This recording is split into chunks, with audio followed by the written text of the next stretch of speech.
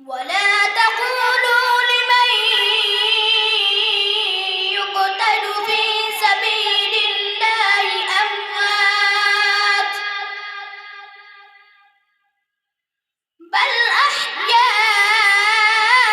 أحياء ولكن لا تشعرون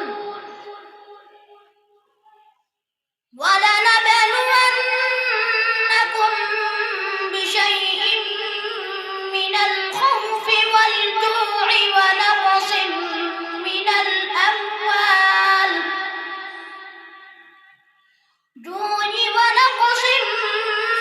الأموال والأنفس والثمرات وبشر الصابرين الذين إذا أصابتهم مصيبة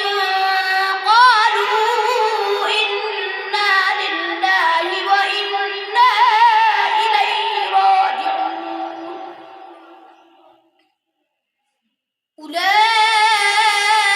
أولئك عليهم صلوات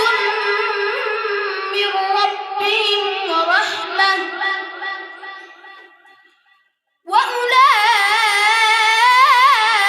وأولئك هم المهتدون إن الصفا والمروة من شعائر الله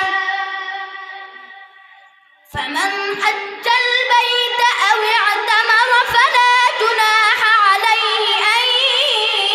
يطوف بهما ومن تطوع خيرا فإن الله شاكر عليم صدق الله